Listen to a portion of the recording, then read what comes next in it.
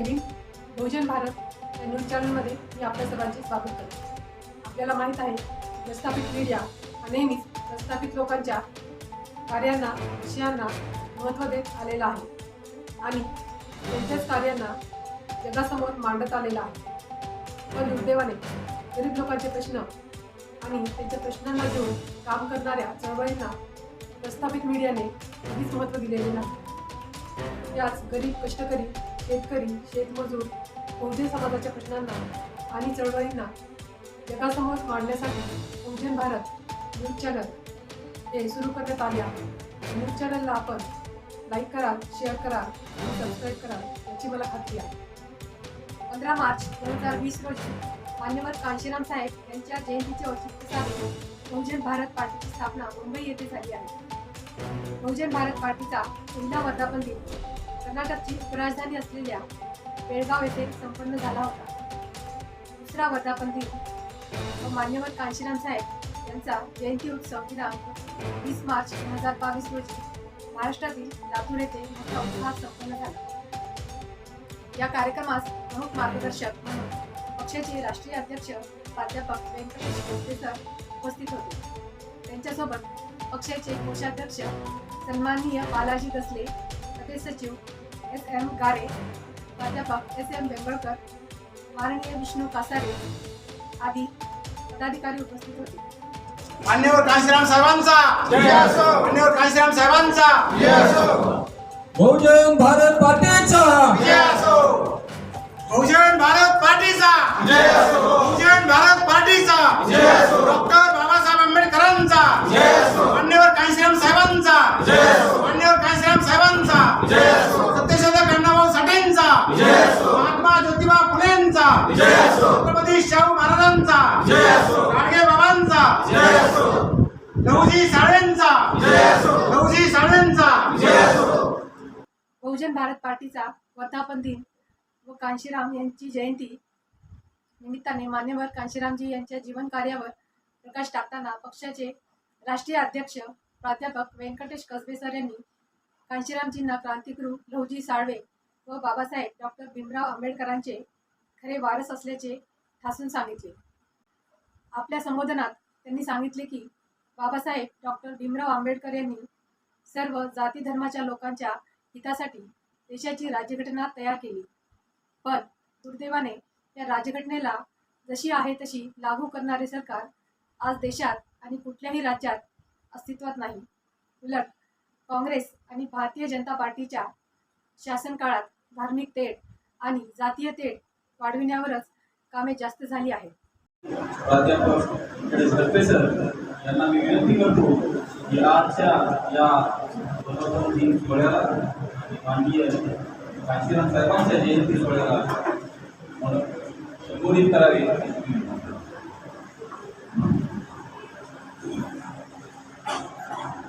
समतामूलक समाज व्यवस्था निर्माण करण्यासाठी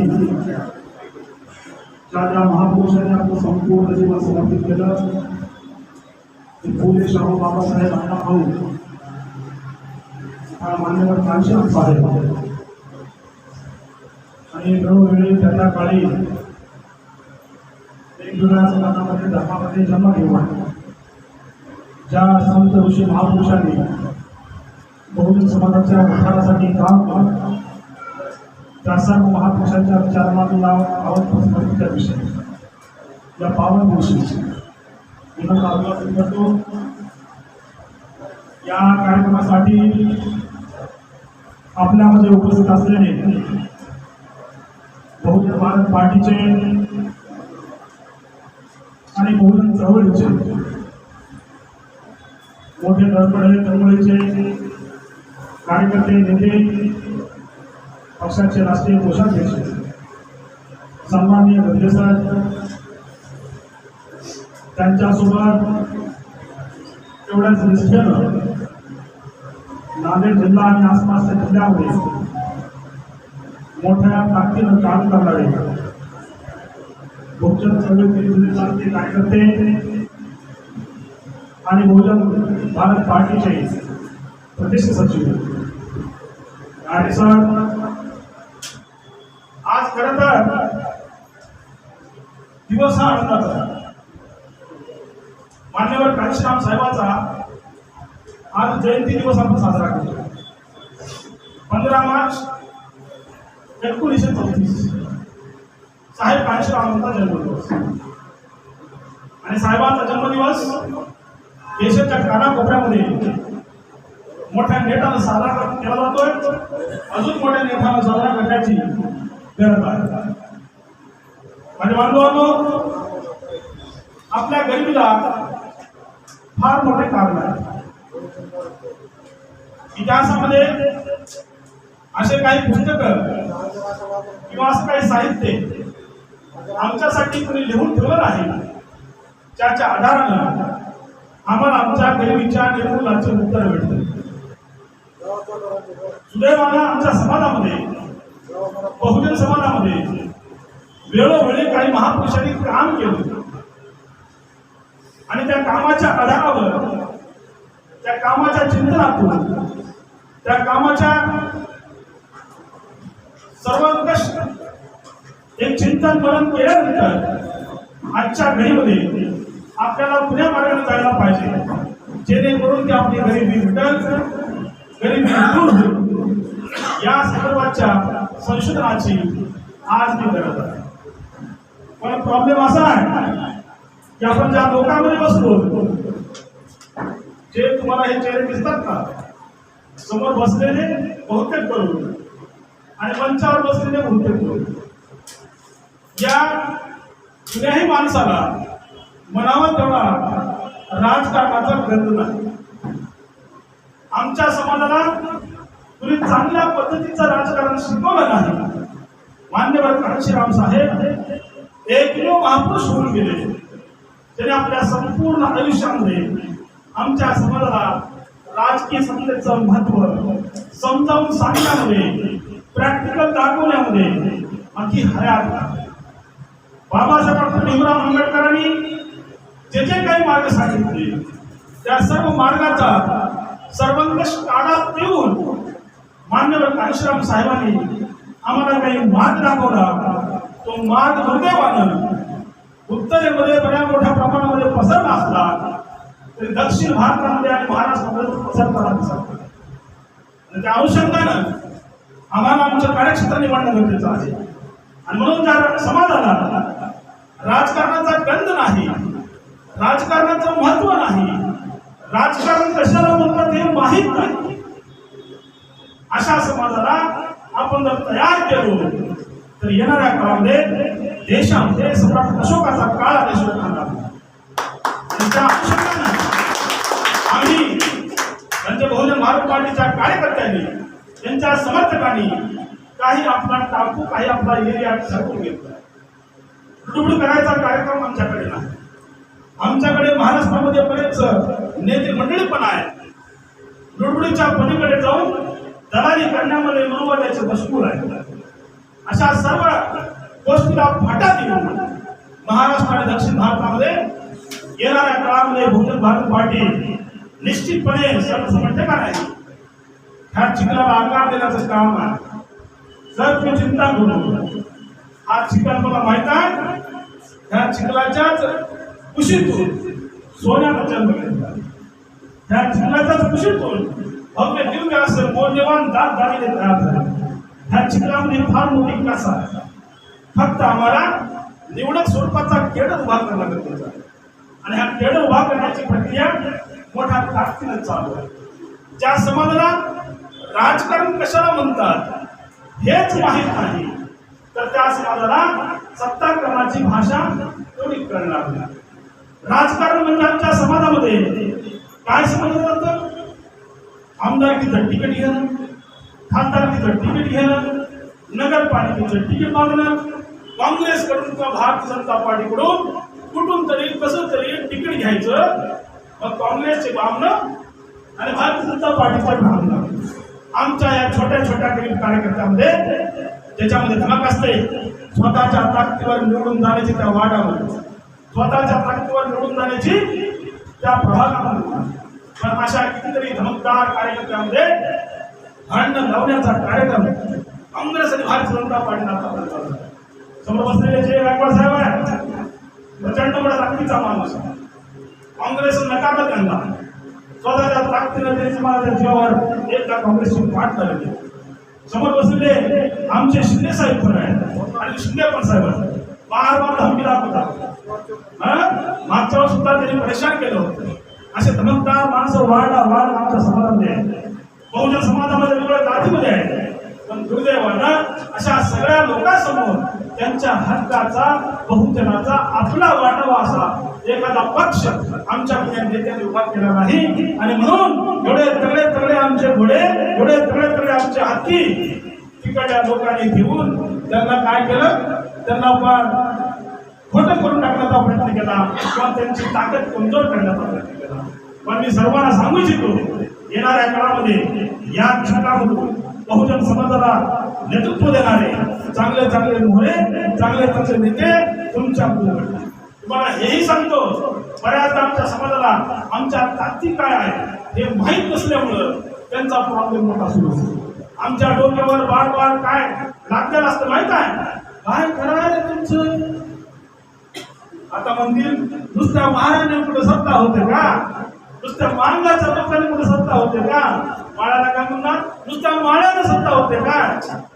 राजकारण लय लागू गोष्ट, राजनीती आणि किती चांगली माणसं तुम्ही आपलं कामधंदा करा, घर सुधरा, गाव सुधरा, गाव सुधारले की तालुका सुधरल, तालुका सुधारले की जिल्हा सुधरल. अरे तुम्ही सुद्धा आमचे काय माणसं काय म्हणतात, खराब या पाटलाचं म्हणणं.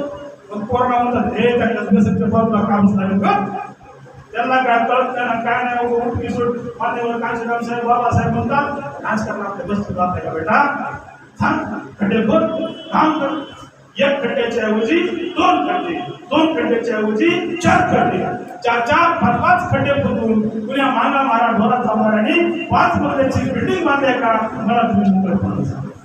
आमच्या लोकांना हे अशा दिशाभूल करण्याचा कार्यक्रम आमच्या या प्रस्थापित भारतामधल्या लोकांकडून केला जातो. आणि बांधवांनो काय सांगितलं जातं अजून, राजकारण म्हणजे राजकारण काय शाळेत माणसाचं काम आहे का, राजनीती शरीफ होऊन देत नाहीये.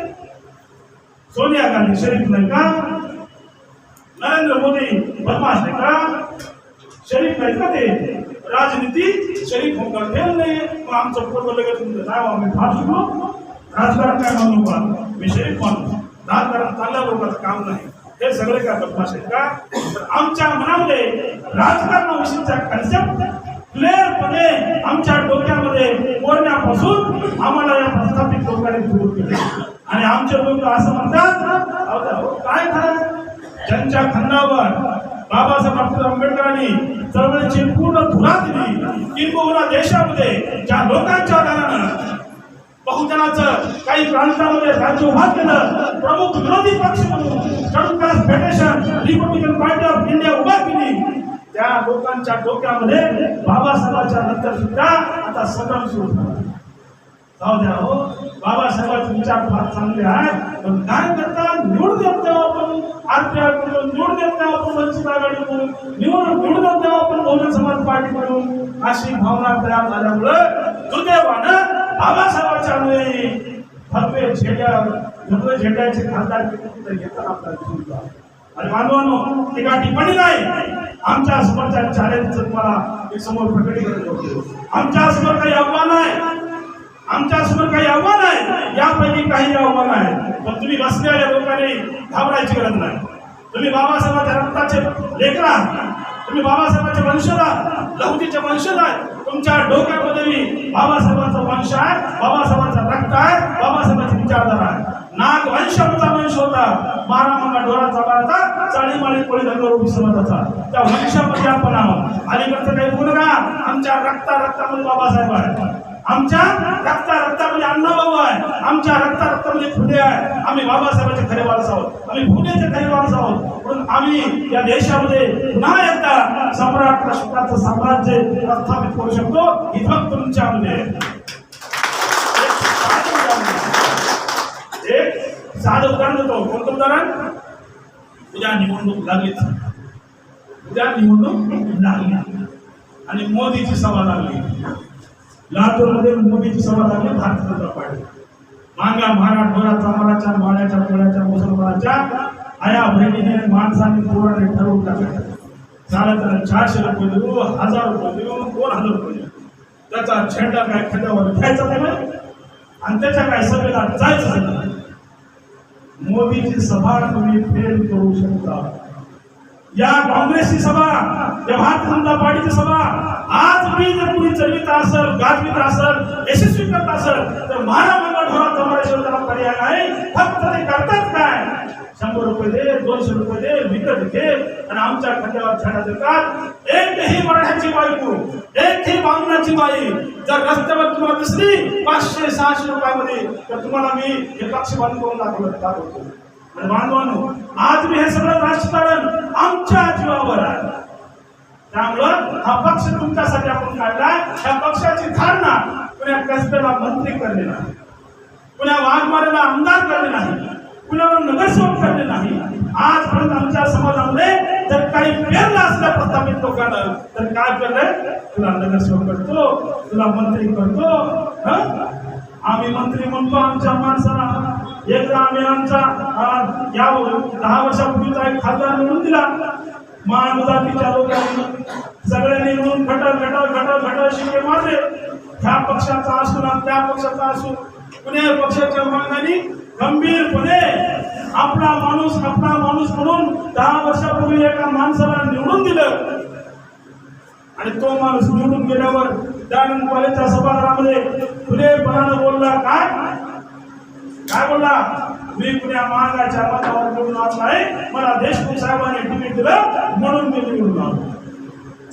आणि मानवाला परिस्थिती अशी आहे की आतापर्यंत वास्तविक राजकारणाच्या लोकांना दिसून येते ते राजकारण असं आहे की व्यक्तिगत स्वार्थापोटी एखाद्या माणसाच्या स्वार्थासाठी मला आमदार व्हायचे खासदार व्हायचे म्हणून राजकारण करणं ही गौरव गोष्ट आहे. आणि असा माणूस जेव्हा आमदार होतो खासदार होतो मंत्री होतो नगरसेवक होतो तर तो खऱ्या अर्थानं पावरचा खरा मालक नसतो. त्या पक्षाचा नेता त्या पावरचा मालक असतो. म्हणून त्यावेळेस त्या खासदाराने आमच्या कॉलेजमध्ये येऊन एकदा डिक्लेअर केलं हे इंजिनिअरिंग कॉलेज फार चांगलं आहे आणि या इंजिनिअरिंग कॉलेजसाठी मी माझ्या खासदार फंडातून 10,000 रुपयाचा फंड देऊन करतो. 10 लाखाचा फंड मी जाहीर करतो. 3 महिने होऊन गेले 4 महिने होऊन गेले फंड काही येईना झाला. प्राचार्य साहेबांनी मला बोलवलं आणि मला म्हटलं की साहेब तुमचे नातेवाईक आहेत हो खासदार तुम्ही जरा फोन करून बोलावं त्यांना. 6 महिने होऊन गेले 10 लाखाचा फंड काय एक तयार नाही. मी म्हणलं लावा पण आपण दोघंही बोलू. फोन लावला साहेब ते म्हणून साहेब मला म्हणले अरे हो ते कॉलेज काय इंजिनिअरिंग कॉलेज हो मी आलो होतो 10 लाख म्हणतो होतो का हो मग त्या मंचावर काय देशमुख साहेब होते का हो साहेब होते ना. 10 मिनिटं म्हणा मी त्यांना विचारून सांगतो. 10 मिनिटांनी त्यांचा फोन आला आणि ते म्हणतात काय की हो साहेब मी म्हणलो होतो खरं आहे पण देशमुख साहेब म्हणतात नको म्हणतात त्यामुळे मला काही करता येत नाही. आम्ही आमचा खासदार म्हणून निवडून दिला. सगळ्यांनी गटा मागाचा म्हणून निवडून दिला आणि आम्ही त्याला नेता करायला गेलो आणि तो काँग्रेसच्या बैलगाडीचा बैल झाला. त्यावेळेस महाराज फार नाराज झाले. मला मांगाचा निवडून आला मांगाचा खासदार झाला. दुसऱ्या वेळेस मात्र सगळ्या महाराज एकत्र येऊन खट शिक्के मारले कमळाच्या फुलावर आणि आमच्या मधला एक महान निवडून गेला. आणि समस्त 5 वर्षाच्या टर्म मध्ये कोणती विचारधारा आमची आहे बाबासाहेबांना मला काय सांगितलं होतं हे सगळं विसरून जाऊन तो गणपतीच्या आरत्या करू लागला. हे दुर्दैव आहे.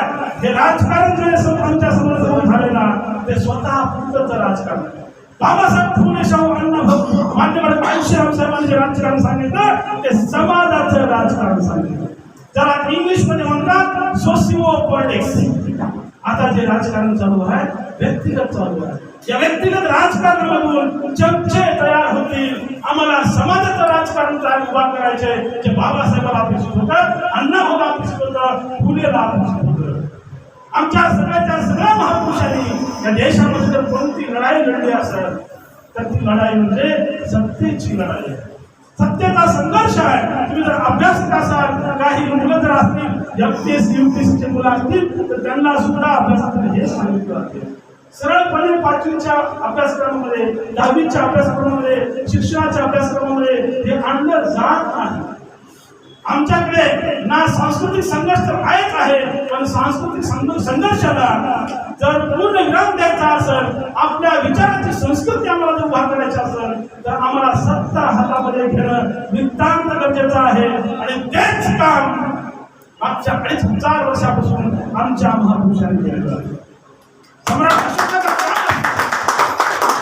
अशोकाचा काळ असो, महात्मा बसवेश्वराचा काळ असो, महात्मा फुलेचा काळ असो, जोपर्यंत मान्यवर काशीराम साहेब होते तोपर्यंतचा काळ असो, सगळ्याचा सगळा हा तोच संघर्ष आहे. जो संघर्ष आपण मूळ स्वरूपामध्ये म्हणू संस्कृतीचा संघर्ष आहे, पण संस्कृती इस्टॅब्लिश करायसाठी, प्रस्थापित करायसाठी आम्हाला सत्तेची मास तुमच्या हातामध्ये पाहिजे, जी की कुठे एका व्यक्तीसाठी नसते. एका व्यक्तीला व्यवस्थेला हातात देता येत नाही. काय म्हणते प्रत्येकाने, एका व्यवस्थेला व्यक्तीच्या ताकदीला हादरा देता येत नाही. एका व्यक्तीच्या माध्यमातून व्यवस्थेला हादरा द्यायचा असेल तर दुसरी व्यवस्था उभा करायला. आणि म्हणून बहुजन भारत पार्टीची स्थापना या देशामध्ये करण्याची काही जाणकार माणसाला गरज वाटते. विभक्त तुमचा चेहरा आहे, विभक्त तुमचा चेहरा आहे, मला पुढे केलेला आहे. माझ्या मागे प्रचंड मोठ्या ताकदीचे महाराष्ट्रातले, दक्षिण भारतातले मोठे जाणकार माणसं, विद्वान माणसं बॅकबोनचं काम करा. म्हणून मी तुमच्या समोर बोलू लागलोय. तर अशा या सगळ्या सार्वजनिक समाजाच्या प्रश्नासाठी, म्हणजे तुमच्या आमची गरिबी दूर करण्यासाठी, समाजाची गरिबी दूर करण्यासाठी आम्हाला ही पार्टी उभा करणं गरजेचं आहे. दुर्दैव असा आहे की आपल्या महाराष्ट्रामध्ये, आपल्या इतर राज्यामध्ये सुद्धा अशा नावाच्या काही पार्ट्या आहेत, पण आपण 25 वर्ष 30 वर्ष त्यांची वाट करतो. आपण 30 वर्ष 25 वर्ष त्यांना आपण काय दिलं, त्यांना आपण संधी दिली. पण दुर्दैवानं महाराष्ट्रामध्ये आंबेडकरी विचाराच्या, बहुजन विचाराच्या एकाही पक्षानं स्वतःची सत्ता आपण प्रस्थापित केली. जाती गोतीच्या पलीकडचं, धर्माच्या पलीकडचं बाबासाहेब भीमराव आंबेडकरांनी आम्हाला जे संविधान दिले, ते संविधानामध्ये जातीला कुठंच थारा नाही, धर्माला कुठंच थारा नाही, सर्व धर्म समभाव राज्यरक्षणा बाबासाहेब भीमराव आंबेडकरांनी दिलं. पण असं होऊ लागलं इथं लिंगायताचा नेता आहे का, महाराणी मानायचा नाही, महाराजचा नेता आहे का, चांबाराणी मानायचा नाही, कुणाच्या पक्षाच्या कामामध्ये जायचं, कुणाच्या बैठकीला जायचं. हे महाराष्ट्रामध्ये तथाकथित आमचे सुधारणावादी लोक सुद्धा ठरवतात. कुण्या पक्षात जायचं, कुणा पक्षात नाही जायचं. आणि नागवंश नावाचा वंश होता आमच्या सगळ्या 45% लोकांचा. त्या वंशामध्ये जन्मलेले आपण आहोत, या देशामध्ये मूळ निवासी लोक आपण आहोत. आपल्या इथं प्राबल्य सत्ता होती, तुमच्यामध्ये ही सत्ता काढून घेऊन तुम्हाला गुलाम करायचा असेल तर ह्या 85% नागवंशी लोकांना अगोदर शक्त्यामध्ये विभागणं, त्यांचे फिरे तुकडे करणं, मनुस्मृतीच्या निर्मिती करणाऱ्या माणसाला गरजेचं वाटलं. आणि म्हणून त्यांनी आमच्या मूळ निवासी लोकांमध्ये काय केले, जाती काढल्या, पोट जाती काढल्या. कुणाला महार म्हणलं, मान म्हणलं, जाबार म्हणलं, धंदे म्हणलं, वाणी म्हणलं. आणि आमची मूळ ताकदची होती आणि 70 वर्षापूर्वीची ती खतम करून टाकली. आमचं खरा शौर्य, आमची खरी चतुर्थी, आमची खरी हुशारी कुठं आहे, तर त्या सगळ्या लोकांना एका छत्रामध्ये उभा केलं. या आशयानं मान्यवर काशीराम साहेबांचं काम प्रचंड मोठ्या ताकदीचं आहे.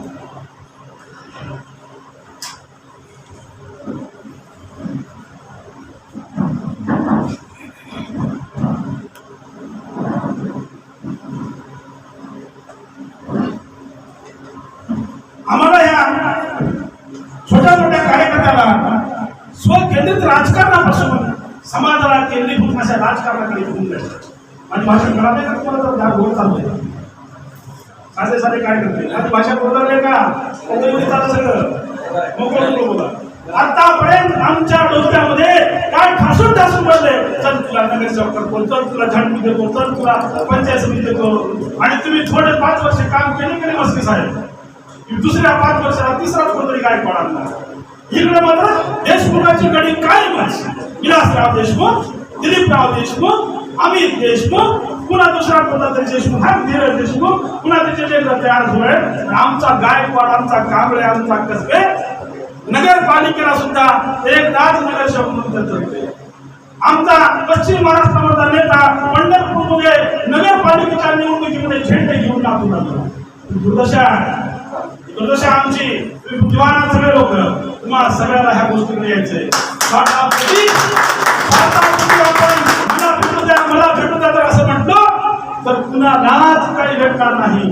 पण आपण सगळेजण जर मिळून म्हणलं हे तळण माझ्या बापाचं होतं, नवती साळवेच्या बापाचं नाव होतं, बाबासाहेबच्या बापाचं नाव होतं. आणि हे मूळ निवासी भारतीय लोकांनी पुन्हा एकदा म्हणलं की आम्ही या देशाचे मूळ निवासी आहोत. सम्राट अशोकांचा बाप होता आणि त्या बापाचं गेलेलं साम्राज्य पुन्हा एकदा आम्ही मिळवणार. ही जर फुलगाट महान महान भोर थांबत साडी माळी कोळी धनगर ओबीसी शीख मुस्लिम इसाई मायनर समाजाच्या माणसांनी ठरवलं तर पुन्हा एकदा आपण या देशामध्ये सम्राट अशोकासारखं आमच्या पूर्ण राजकारणाचा महापुरुषाच्या राजकारणाचा भाग हाच होता जे आम्हाला समजून गेलं होतं. आज ह्या वेळेला तुम्ही बसलेले सगळे पदाधिकारी आहेत. मला आनंद दिवस सांगायचा सगळ्यांना हे बसलेले सगळे पदाधिकारी हे जिम्मेदार पक्षाचे कार्यकर्ते आहेत. तर हे होणारी बाबा उत्तर प्रदेशामध्ये अशा स्वरूपाचं काम करतो.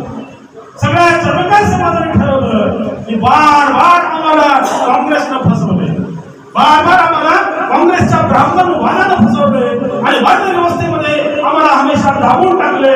मान्यवर कांशीराम साहेब जे सांगतायत ते खरं आहे. आम्हाला 3 फेटेवाल्या बाबाच ऐकायचंय, दुसरे कुणाचं ऐकायचं नाही असं म्हणून त्यांनी मान्यवर कांशीराम साहेबांचं ऐकलं. जास्त नाही साहेब, 84ला बहुजन समाज पार्टी मान्यवर कांशीराम साहेबांनी स्थापन केली आणि 1995ला बहुजन समाज पार्टीचा पहिला मुख्यमंत्री झाला. तुम्हाला सुद्धा ती संधी हवी. 84ला जमकार समाजाच्या लोकांनी उत्तर प्रदेशच्या, दलित समाजाच्या लोकांनी उत्तर प्रदेशच्या ठरवून टाकलं की काँग्रेस आमचा पक्ष नाही, आम्हाला स्वतःचा पक्ष उभा करायचे. आणि त्यांनी मग स्वतःचा पक्ष उभा केला. 10 वर्षामध्ये आमदार खासदार नाही मस्त झाले. 10 वर्षामध्ये स्वतःचं सरकार उभा केलं. आणि बाहेर मायावतीनं एक्झाम्पल ऐकण्यासाठी मायावतीनं पहिला कायदा त्या राज्यामध्ये लागू केला. त्याला म्हणायचं सिलिंगचा कायदा. कोणता कायदा? सिलिंगचा कायदा. या देशामध्ये बाबासाहेब भीमराव आंबेडकरांनी एक कायदा लिहून टाकलाय. आजपर्यंत बाबासाहेबांच्या विचाराचं एक मी सरकार आलं नाही, परंतु कायदा तुम्ही लागू करतो. आज मी जो घटनेमध्ये आहे त्याला सिलिंगचा कायदा म्हणतात. गरिबी हटवाचा कायदा आहे. त्या कायद्यात काय लिहिलं माहितीये का? जर तुम्ही एखाद्या सावकाराकडे जमीनदाराकडे 58 एकरच्या वरील जमीन असेल, किती जिरायती जमीन 58 एकरच्या वरची जमीन जर असेल तर त्या सावकाराला त्या 58 एकरच्या वरची जमीन, जमीनदाराला त्या 58 एकरच्या वरची जमीन सोडून द्यावी लागेल. सरकार आपल्या कब्जात घेईल. जर कोणाकडे बागायती जमीन असेल तर आज मी त्या घटनेमध्ये कलम आहे की त्या बागायती जमीनमध्ये फक्त 18 एकर जमीन त्याला स्वतःचं बाळगता पाहिजे, जास्त जमीन बाळगता पाहिजे. शरद पवार नावाचा माणूस आहे देशामध्ये, महाराष्ट्रामध्ये. तर आमचे लोक म्हणतात जाणता राजा. शरद पवारची अशी चर्चा आहे की आज मी तुझ्याकडे 1000 एकर जमीन आहे, 1000 एकर जमीनच्या नावावर आहे. आज मी देशामध्ये घटनेमध्ये कलम आहे, पण त्या घटनेला इम्प्लिमेंट करणार महाराष्ट्रामध्ये एकही अजून सरकार आलं नाही. बहुजन समाज पार्टीचं 1995ला पहिली वेळ सरकार आलं आणि भाई मायावतीनं पहिला कायदा लागू केला तो म्हणजे सिलिंगचा कायदा. आणि सिलिंगचा कायदा लागल्याबरोबर ज्यांच्याकडे 58 एकरच्या वरच्या जमिनी होत्या त्या सगळ्या जमिनी बाहेर मायावतीच्या सरकारनं सरकारच्या कब्जात घेतल्या. आणि ज्या महारामंगा ढोरा चावणाऱ्या जमिनी नाहीत ना त्या सगळ्या जाग्यावर तुम्हाला 5 एकर 10 एकर 7 एकर 18 एकर जमिनी जाग्यावर तलाठी सोबत लिहो, गायकवाडचे नाव लिहो, 10 एकर जमीन 15 एकर जमीन. 10 वर्षांमध्ये 84ला पार्टी स्थापन झाली आणि 95ला जाग्यावर महारामंगा ढोरा चावणाऱ्याच्या आणि ज्या माणसाला समाजाच्या माणसाला काही जगण्याचं साधन नाही, शेती नाही, कित्येक वर्षापासून देशामध्ये राहतो, पण आमच्या नावाला 2 एकरचा पट्टा नाही वाढवला. स्वातंत्र्य भेटून 75 वर्ष होऊन गेले, अजून ते आमचे पोरं डोकं ठोकून घेतात. जुन्या माणसानं कुणीतरी आमच्या बापानं 2 एकरचं गाय दर 5 वर्षाला आम्ही त्याला पेरायला जातो आणि समर्थांचा प्रस्ताव घेतो आणि ठोकून काढतो. आमच्या माणसाला डोकं फुटून जातं, मार खातो, पोलीस स्टेशन मध्ये जातो आमचा माणूस. आमच्या माणसाला कुणी हात घेत नाही, दगाला लावून कुणी घेतात, बाहेर फाडतात, तर कोर्टामध्ये केस जाते. कोर्टामध्ये लढायला आमच्या माणसासाठी कुणी वकील नाही. आमचे माणसं खेळणार. युपीच्या लोकांनी युपीच्या लोकांनी म्हणून असलं काही करायचं नाही. आम्हाला हुशार आमच्याकडे तिथला तरी आमच्यापेक्षा हुशार, आमच्यापेक्षा बुद्धिमान तिथला ओबीसी त्या लोकांनी ठरवून काढलं आणि बामनाने सगळा तुमच्या वोट त्यांच्या हातामध्ये आहे, वोट त्यांच्या हातामध्ये आहे, देशाची कुंडली त्यांच्या हातामध्ये आहे, पोलिसांची काठी त्यांच्या हातामध्ये आहे. आणि आपण त्यांच्याकडे मागायचा बाबासाहेब डॉक्टर भीमराव आंबेडकरांनी आम्हाला मत टाकण्याचा अधिकार दिलाय, आम्हाला निवडणूक उभा टाकण्याचा अधिकार दिलाय, आम्हाला पक्ष काढण्याचा अधिकार दिलाय. भाई मायावतीच्या नेतृत्वामध्ये बहुजन समाज पार्टी मोठ्या नेत्याने काम करू लागले आहे. तर चला म्हणजे सगळ्या देशाने आता काँग्रेसला मतदान टाकायचं नाही, सगळ्या लोकांनी आपल्या पक्षाला मतदान करायचं म्हणून खूप मतदान केलं. मतदान केल्यावर पक्ष सत्तेमध्ये आला आणि पहिला कायदा त्या लोकांसाठी लागू केला आणि भाई मायावतीला सगळ्या गरीबाला 10 एकर 15 एकर त्याच्यानंतर एक केस केली, त्याच्यानंतर एक कोर्टामध्ये केस पडली. अमिताभ बच्चन नावाचा माणूस कोण सगळ्याला माहिती. अमिताभ बच्चनची जमीन बाहेर खाचा पण घेतली, सरकारमध्ये घेतली, कब्जात घेतली, गरीबाला वाटली आणि काही जमीनदार कोर्ट आले आणि म्हटले की काही आहे काय त्यामध्ये तरतूद आहे, घटनेमध्ये तरतूद आहे, जमिनी घ्यायला काही हक्क सरकार त्यांचं आले तर त्यांनी घेतलंय, वाटायला सुरू केले. आमच्या कोर्टाला दुसरं काही म्हणणं नाही. आमच्या कोर्टाला एवढंच म्हणणार बाई जमिनी घ्यायला तर नदी काठच्या आम्हाला सोडाव्या आणि तिकडलं बंद दूर असताना तेवढं घेऊन ते वाटून टाकावं. कोर्टामध्ये बाहेर 36 मिश्रा वकील होता बहुजन समाज पार्टीला बहन मायावती आणि कोर्टात बाहेर चढली आणि बाहेर आदेश दिला मिश्राला की तू असं भाष्य कर, तू असं बोल, अपील कर. आणि मिश्रा बोलला जैसा तुम्हारी हिंदी बात सही है लेकिन मेरी अपील है आपको, क्या अपील है? पिछले हजारों सालों से ये पूरी की पूरी जमीन खा रहे हैं, जमीन मागच्या 1000 वर्षापासून हा जमीनदार खातोय. आमची एवढी इच्छा आहे की 1000 वर्षानंतर ही जमीन भोगल्या तरी काढली आणि ती जमीन भोगल्या त्याच्यापासून दूर असली. आमचं म्हणणं आहे कोर्टाला की पुढच्या 1000 वर्षे हा कावळे तरी काढली जमीन कसं आणि 1000 वर्ष काढतात संपल्यावर दुसऱ्या 1000 वर्षाला ह्या जमीनदाराला जो कोणी वंशज असेल त्याला ही जमीन दिली जाईल.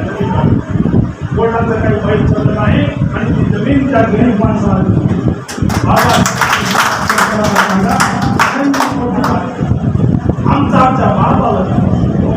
आमच्या बापावर विश्वास समजून होणार आहे.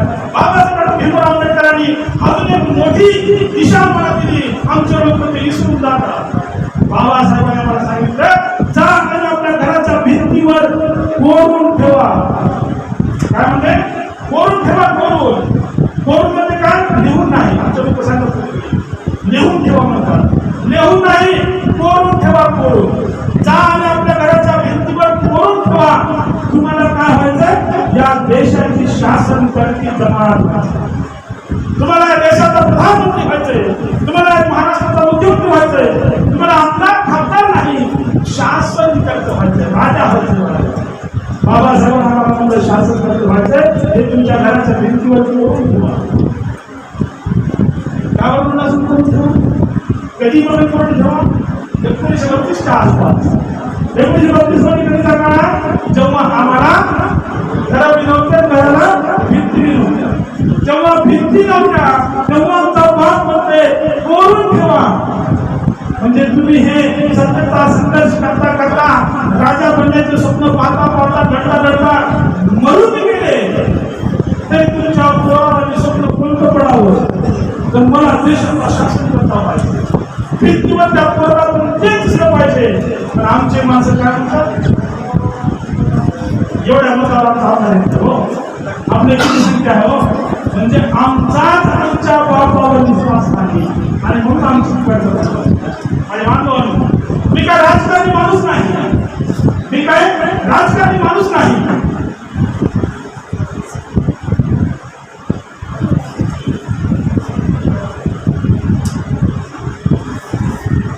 अमोल, मी काय राजकारणी माणूस नाही, मी पेशाला शिक्षक आहे. शिक्षक माझ्या अंगभूत जे काय हालचाली आहेत, जे काय बॉडी लँग्वेज आहे, कुण्या राजकारणी माणसाची नाही. माझं आज बोलणं राजकारणी माणसाची नाही. सगळ्यात नावडता विषय जर मला कोणता असेल तो राजकारण करतो. राजकारण पण हळूहळू मला कळू लागलं की आपण आपल्या आवडीच्या मागे द्यायची गरज नाही, तर आपण आपल्या गरजेच्या मागे द्यायची गरज. काय म्हणतो मी, आमच्या लोकांना वाटतं मला ही आवडत नाही, मला ती आवडत नाही, मला तसं नाही, मला हे नको. आम्हाला आवडीच्या मागे जायची गरज नाही. आम्हाला काय गरजेचं आहे त्याच्यासाठी संघर्ष करणं गरजेचं आहे. माझ्या उठण्यापासून जन्मापासून ते मरेपर्यंत माझ्या मजुरीची किंमत जर राजकारण ठरत असेल, माझ्या घरच्या मिठाची किंमत जर राजकारण ठरत असेल, मी कुठपर्यंत जगावर कुठपर्यंत मरावं त्याची दिशा जर राजकारण ठरत असेल, तर राजकारण तुमची आमची गरज आहे.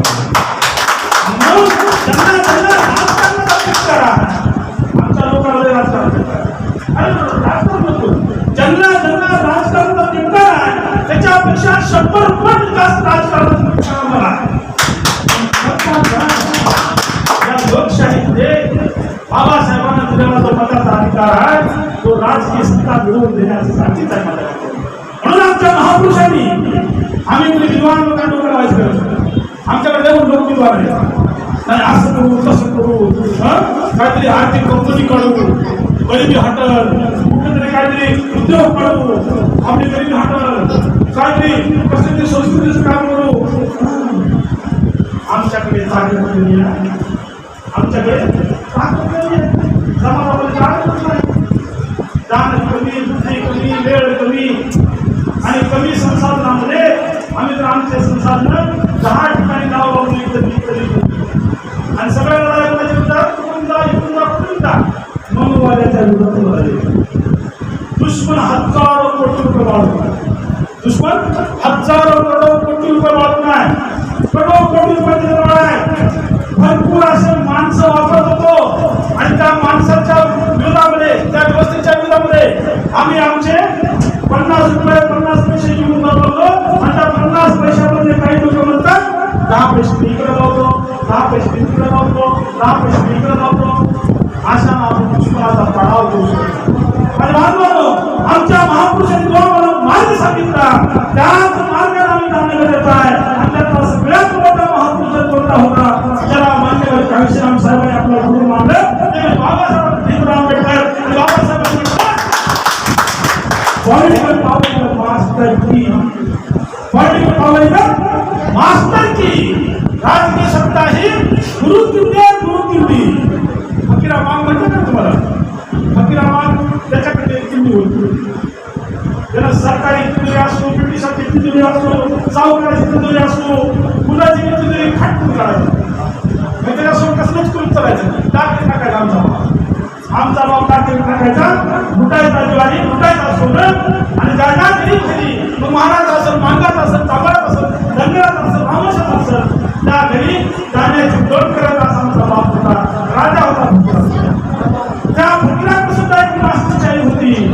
बाबासाहेब भीमराव आंबेडकरांनी की मास्टरशाही आमच्या हातामध्ये भेटावी म्हणून आम्हाला मताचा अधिकार दिला. आणि त्या मताच्या अधिकाराच्या जोरावर पुन्हा एकदा आपण गेलेलं आपलं साम्राज्य म्हणून घेऊ शकतो. म्हणून बहुजन भारत पार्टीची ही स्थापना आहे. 25-30 वर्ष आम्ही दिले बाकी लोकांना. लोक काय म्हणतात, आमचे एक शहाणा माणूस म्हणतो काय करा हो, ईव्हीएमचे नुसते घोटाळे, ईव्हीएममुळे सगळा गोंधळ झाला. काल मिटिंग बदलतात, आज मिटिंग बदलतात, आता उद्या मिटिंग बदलतात. ईव्हीएमचा घोटाळा, ईव्हीएमचा घोटाळा. आणि कोण ईव्हीएम तयार केली? देशपांडे कुलकर्णी ईव्हीएम तयार केलं नाही. कुणातरी गायकवाडनं, कुणातरी कांबळ्यानं, कुणातरी बहुजन समाजाच्या माणसाने ईव्हीएम तयार केलं. ईव्हीएम करून देते. देशपांडे कुलकर्णी एवढी बुद्धी नाही, एवढी अवकाश नाही. मला माहिती आहे, मी इंजिनियर आहे. माझ्या पुढे त्या ईव्हीएमचा प्रोग्राम दिला आहे. अरे 25 वर्षापासून बहुजन चळवळ चालू झाले. तुम्हाला ईव्हीएम हॅक होते हे जर वाटत असेल तर तुला रिॲक्टिव्ह हॅक करायची तुमच्याकडे सिस्टम नाही का? करता येते. बहुजन चळवळीचं लिडरशिप ठेवला आहे. बहुजन चळवळीच्या लिडरशिपला बुद्धिमान लोकांकडे बघण्याचा ठरवलं जातात. ते त्यांच्या फक्त पैसा करतात. आणि बांधवांनो, पैसा दुय्यम आहे. पैसा महत्वाचा नाही, बुद्धी महत्वाची आहे. बुद्धिमान लोक जर पुन्हा एकदा राजकीय सत्ता मिळवण्याच्या उद्देशाला प्रेरित झाले तर हे सहज शक्य आहे. आमचे पोरं ईव्हीएम तयार करतात, बहुजनाचे पोरं आमचे पोरं प्रोग्राम तयार करतात. आणि ईव्हीएम जर हॅक होत असेल तर आम्ही तिला पुन्हा एकदा हॅक करायचं सेट लावू शकतो. किंबहुना ईव्हीएम हॅकच होणार नाही असा मी प्रोग्राम मला देता येऊ शकतो. आणि या सगळ्यात मोठा प्रॉब्लेम काय माहिती का, की आमच्याकडे संघटन, आमच्याकडे कुणाकडे संघटन नाही. कुणाही बहुजन चळवळीच्या नेत्याकडे संघटन नाही. गाव पातळीपर्यंत दूध पातळीपर्यंत. आणि म्हणून निवडणुका लागण्याचे हातात संघटन बांधणीकडे लक्ष नाही. कुणी नेता म्हणतो मी बाहेर निघालो की मला मर्डर होईल, पण मी बाहेरच निघणार नाही. काँग्रेस राजकारण सुरू होतो. कांशीराम साहेब जमिनीला झोपायचे, रेल्वे स्टेशनला झोपायचे. आमच्या महाराष्ट्रामध्ये तर असे नेते जिकडे फडणवीस झाले त्याच्या मागच बिहारला फडणवीस प्रभारी, आमच्या आंबेडकरी नेते बिहारला गेले पक्ष घेऊन. उत्तर प्रदेशामध्ये एका जिल्ह्यामध्ये त्यांचा जिल्हाध्यक्ष नाही. तिथं सल्ला देऊ लागले की बहुजन चळवळीच्या लोकांनी, बहुजन समाजाच्या लोकांनी सर्वांना मतदान करायला पाहिजे. मायावती काय बीजेपीला थांबवू शकते. आणि दादा तुम्ही तुझं नाही इथं बघा कोणी एक आमदार खासदार नाही मिळाला. तर हे अशा स्वरूपाचं बहुजन समाजाला मूर्ख बनवायचा कार्यक्रम. किंबहुना छोटा कार्यकर्ता, छोटा माणूस बहुजन समाजाचा 100 रुपयामध्ये आपलं मतदान विकत असेल तर आपलं संघटन 500 कोटी विकणारे लोक, आपलं संघटन 500 कोटीमध्ये विकणारे लोक महाराष्ट्रामध्ये तुमच्या उड्यावर नाचत आहेत. म्हणून तुमच्या वाट्याला राजकीय अपेक्षा जेव्हा रिपब्लिकन पार्टी ऑफ इंडिया बाबासाहेबांच्या नंतर देशामध्ये अस्थिर होऊ लागली 1966-65 काळ आहे. मान्यवर कांशीराम साहेब रिपब्लिकन पार्टी ऑफ इंडियामध्ये 8 वर्ष काम केले. रिपब्लिकन पार्टी ऑफ इंडियामध्ये आरपीआयमध्ये 8 वर्ष काम केले. पैसे गोळा करायचे, दादासाहेब गायकवाड द्यायचे. पैसे गोळा करायचे, बीसी कामगार द्यायचे. तुमच्याकडे काही लोकांना माहिती असेल 8 वर्ष म्हणलं कांशीराम साहेब व्यापारचं काम केले आरपीआयसाठी. आणि जेव्हा पुण्यामध्ये संत गाडगे बाबा मंदिरामध्ये काँग्रेसच्या आरपीआयची युती झाली, मोहन धारिया आणि दादासाहेब गायकवाड या दोघांची युती झाली. आणि युतीमध्ये असं ठरलं की रिपब्लिकन पार्टी ऑफ इंडिया 525 जागेपैकी 1 जागा लढणार आणि काँग्रेस 526 जागा लढणार. आणि मोहन धारिया या युतीचं डिक्लेरेशन करताना बाहेर येऊन लोकांमध्ये, समर्थकांमध्ये येऊन लागला की जो बाबा साहब के समय में नहीं हुआ, जो बाबा साहब के समय में नहीं हुआ वो दादा साहब गायकवाड ने करके दिखाया. आरपीआई के नेता ने करके दिखाया. तो परेशान झाले. कांशीराम साहेब समोर बसले होते. कांशीराम साहेबांचं महत्व सांगू लागले. कांशीराम साहब ऐकू लागले आणि मोहन धारिया म्हणू लागला जो बाबा साहब को नहीं समझ में आया, जो बाबा साहब को नहीं समझ में आया, उनके समय में जो पॉसिबल नहीं हुआ वो दादा साहब गायकवाड ने करके दिखाया. सगळे लोक बाहेर बोला बाबा साहेबांना जमलं नाही, दादा साहेब गायकवाड ने केलं. मोहन धारिया म्हणला बाबा साहब हम बहुत बात कहते थे कांग्रेस और सरकार फेडरेशन एक करेंगे, मिलकर इलेक्शन लड़ाएंगे, अलायंस करेंगे, लेकिन बाबा साहब कभी नहीं मानते.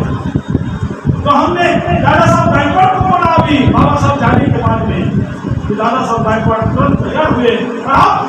बाबा साहब की पार्टी की, रिपब्लिकन पार्टी ऑफ इंडिया की और दादा साहब की, मतलब कांग्रेस की युति हुई है और दादा साहब गायकवाड़ को 1 सीट मिली है और कांग्रेस को 524 सीट मिली है।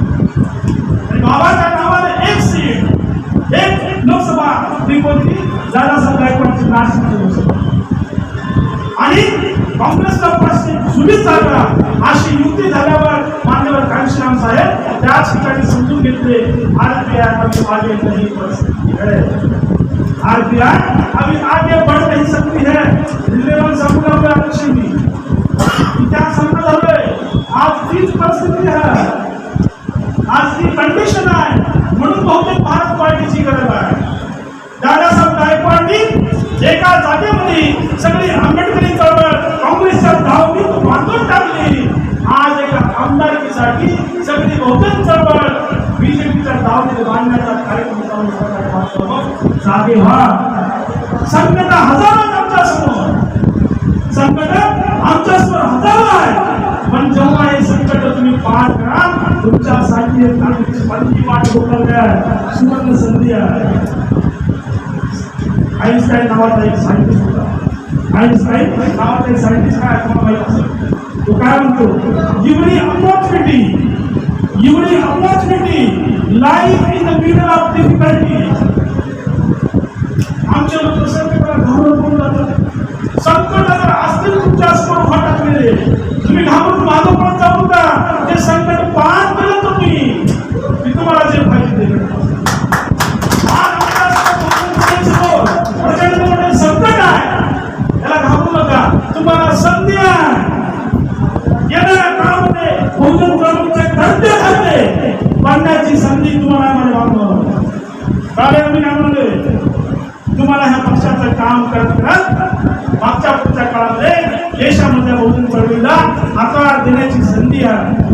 जर ही परिस्थिती आज असेल तर आरपीआयची नामशेष होताना मान्यवर कांशीराम साहेबांनी आरपीआय सोडून दिली आणि बहुजन समाज पार्टी नावाची पार्टी उभा केली, तशाच कंडिशन मध्ये आपला प्रवास झाला।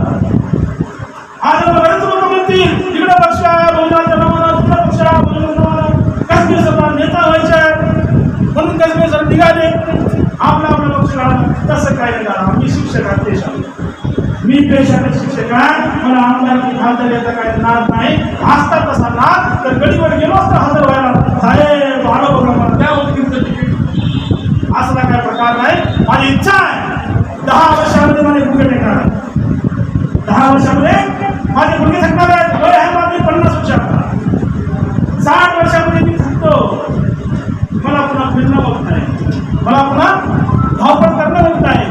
माझी इच्छा 10 वर्षामध्ये महारमान घोर ब्रह्मचारी माळी गोळी झाली ओबीसी समाजाचा एक प्रचंड मोठा ताकदीचा पक्ष हा टाकावा आणि त्या पक्षाच्या माध्यमातून मानाचे मादिगाचे मदानाचे मानाचे वलियाचे महाराचे जंगमाचे बंजाराचे चांगले चांगले तुकडे पोरं 10 वर्षामधून या पक्षाच्या माध्यमातून तर ते नेते म्हणून पुढे आम्ही 60 वर्षाचं झाल्यावर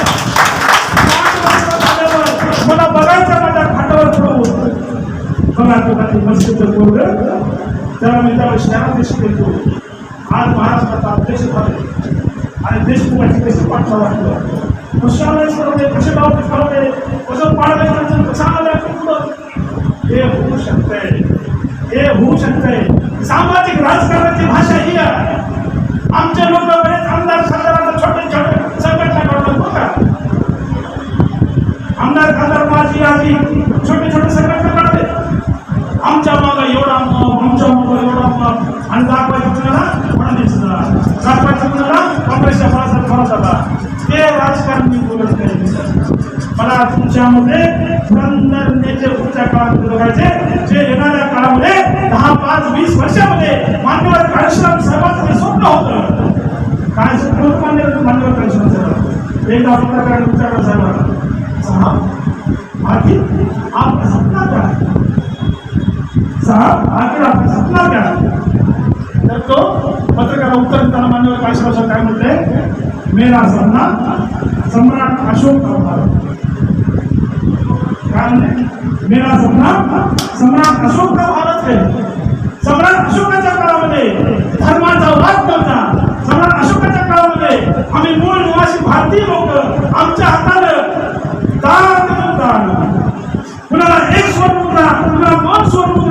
नगर समाज काँग्रेस भारतीय जनता पार्टीनं ठिकाणी करून सोडलं. अण्णाभाऊ साठे विकास महामंडळ, संत विकास महामंडळ ठिक मागायच्या ठिकाण आहे. मान्यवर घनश्याम साहेब म्हणजे मला सम्राट अशोकाच्या काळातला भारत तयार करण्याचं स्वप्न पाहते, ते स्वप्न अजून अधुरं आहे.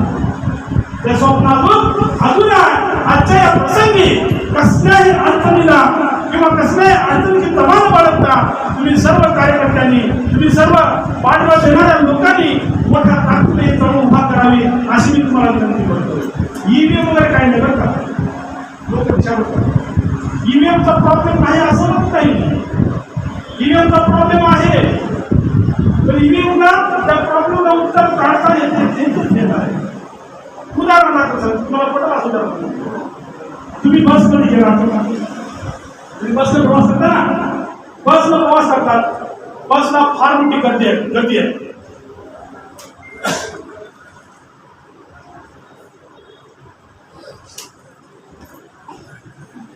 बसमध्ये प्रचंड मोठी गर्दी आहे, रेटारेटी आहे, काही माणसं बसलेत, काही माणसं उभा टाकलेत.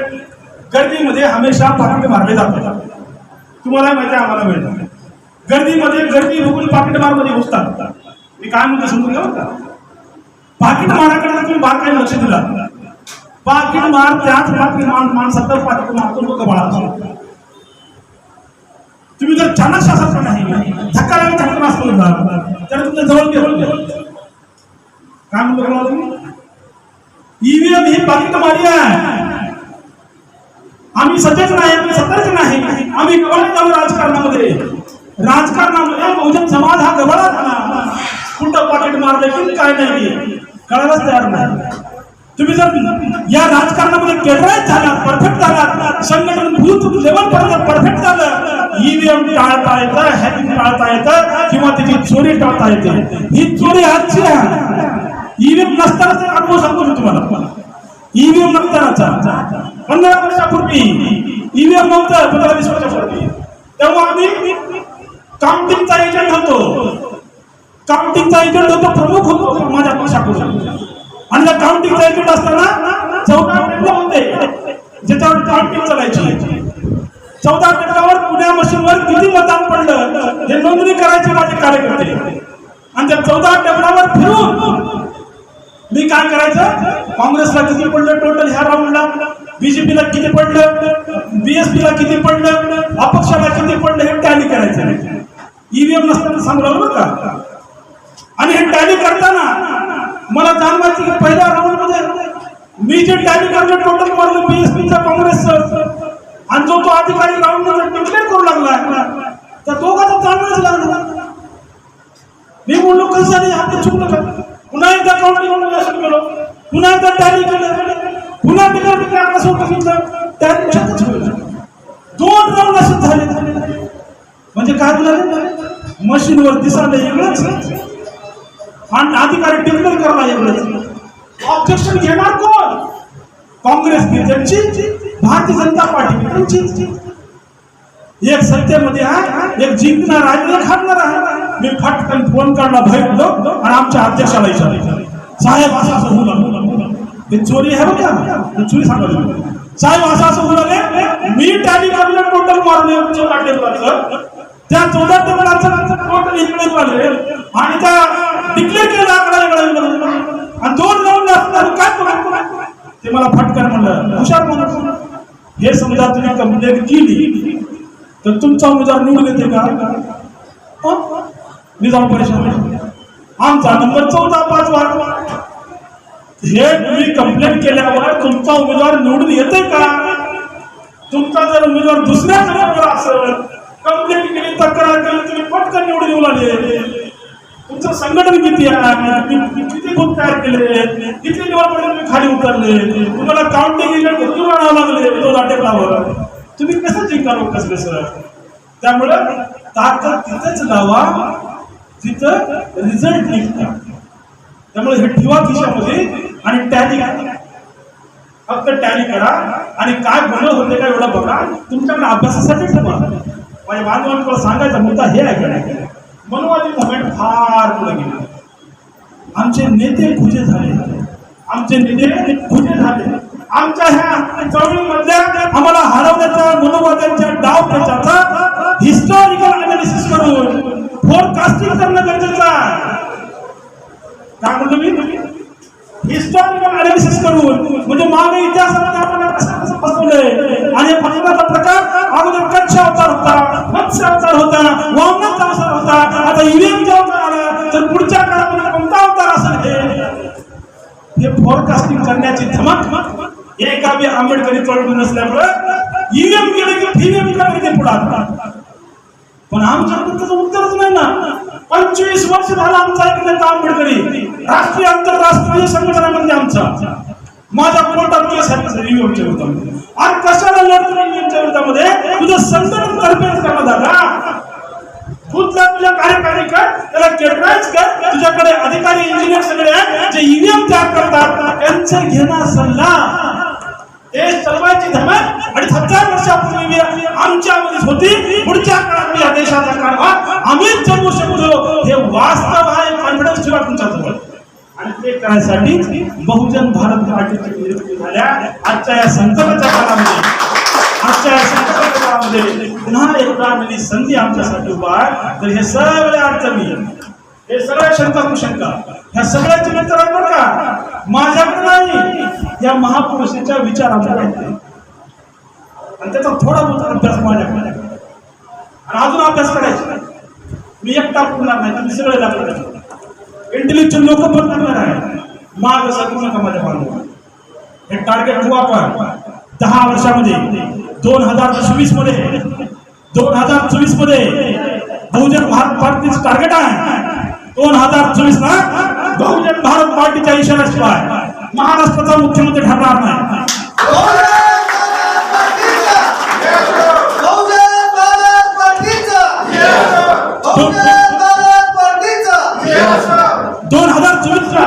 बहुजन भारत पार्टीच्या इशाऱ्याशिवाय महाराष्ट्राचा मुख्यमंत्री ठरणार नाही.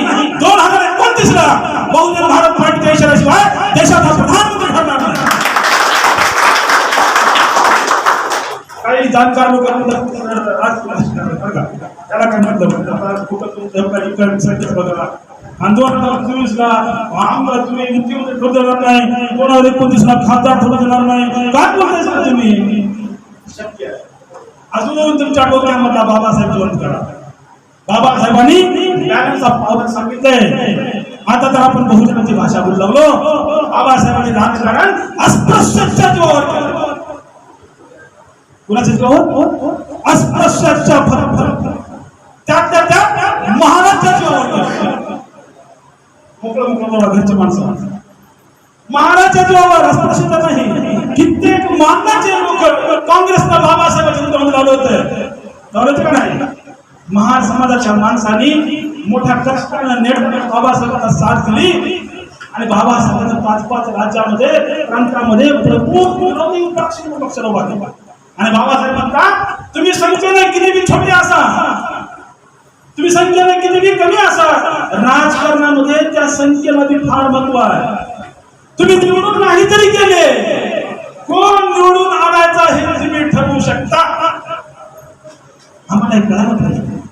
मान्यवर कांशीराम साहेबांनी बाबासाहेबांची चळवळ अस्पृश्याच्या सीमेच्या पलीकडे घेऊन बहुजनाकडे घेऊन गेले. जाती जोडण्याची प्रक्रिया केली. रोटी बेटीच्या व्यवहाराला महत्व दिले नाही. राजकीय साझेदारीची भाषा बोलली. एका ठिकाणी मुसलमान आमदार येणार, एका ठिकाणी धनगर आमदार येणार, एका ठिकाणी माळी आमदार येणार, एका ठिकाणी लिंगायत आमदार येणार, एका ठिकाणी महान आमदार येणार, एका ठिकाणी मांग आमदार येणार. सगळ्या बहुजन समाजाने रोटी बेटीचा व्यवहार जरी नाही केला तरी राजकीय साझेदारीची भाषा बोला. बाबासाहेबांच्या पुढचा एक टप्पा कांशीरामांनी उचलला. त्या कांशीरामाच्या चळवळीचा वारस तुम्हा मला होण्याची संधी भेटली तर तुम्ही ते मिस नाही केली पाहिजे, चुकवली नाही पाहिजे. माझ्या बांधवांनो, मोठे महापुरुष होते, मोठे महापुरुष होते. आजच्या दिवशी आपण त्यांचा जयंतीचा उत्सव साजरा करतोय. तर या जयंतीच्या दिवशी आपण सगळ्यांनी मोठ्या नेटानं या कामाला लागूया. तुम्हा सगळ्याला विनंती करतो, आपल्या खिशाला झळ लागणार, आपल्या बुद्धीला कस द्यावा लागणार आहे. मला आता काय झाले मी सांगतो तुम्हाला. कार्यकर्ता वेळ द्यावा तयार असतो पण त्याच्याकडे उद्यान कमी असतो इतरांपेक्षा. आणि पैसे पण कमी असतात. अशा वेळेस ज्यांच्याकडे बुद्ध्यांक आहे, ज्यांच्याकडे पैसे आहेत, त्यांच्याकडे आम्ही गेलो की ते म्हणतात की मी ठीक आहे वर्गाच गजरे घ्या आणि पुन्हा 3 महिने माझ्याकडे गेलो. असं म्हणून कसं जमल सांगा ना. बूथचं सगळं अनालिसिस करायचं काम आहे. बूथमध्ये प्रत्येक बूथमध्ये पुण्या जातीचे किती माणसं आहेत, त्या वॉर्डामध्ये कोणता प्रोग्राम पक्षाने उचलायला पाहिजे जेणेकरून ती वॉर्डाची सीट निघून येईल, हे प्लॅनिंग कुणाला कळणार आहे. तर हे प्लॅनिंग जे अदृश्य स्वरूपाच्या शक्ती असतात त्या शक्तीलाच हे कळतंय. जसं RSS नावाची ताकद आहे, शक्ती आहे, त्या RSSच्या जीवावर मोदी सारखा बाणगुळ माणूस सुद्धा प्रधानमंत्री होतो. काय बोलतो होते, त्याच्या बोलण्याची दमक बघा, फडणवीसची भाषा बघा, तो काय नेता वाटतो का. तरीही माग अंडरग्राऊंड प्रचंड मोठ्या ताकदीचं RSS असेल. तुम्हा सगळ्या कार्यकर्त्याला, तुम्हा सगळ्या विद्वानांना मी विनंती करतो, अंडरग्राऊंड आणि फ्रंटला दोन्ही आघाड्यावर आपण एक होऊ, एक टार्गेट ठेवू आणि देशाची सत्ता येणाऱ्या 5-10 वर्षामध्ये सांगितलेल्या टार्गेटनुसार आपण काम करून मिळवूया. एवढंच या प्रसंगी बोलतो आणि इथंच थांबतो. जेवणाची वेळ झाली आहे, मस्त पद्धतीचं जेवण आहे, आनंदाने जयंती साजरी करूया. आमचा एक कार्यकर्ता आहे ज्याचा सत्कार मला करायचा आहे, ज्याचं नाव आहे मधुकर हानोते. मधुकर हानोतेला मी विनंती करतो, गजरे सरांनी त्यांचा प्रचंड मोठ्या ताकदीने सत्कार करावा. मधुकर हानोते हे प्रचंड मोठ्या ताकदीचे गरीब कार्यकर्ते आहेत, केडराईज कार्यकर्ते आहेत. चला तर मग पुन्हा भेटूयात अशाच एका नवीन न्यूज रिपोर्टसह. तोपर्यंत पाहत रहा बहुजन भारत न्यूज चॅनल. लाईक करा, शेअर करा आणि सबस्क्राईब करा.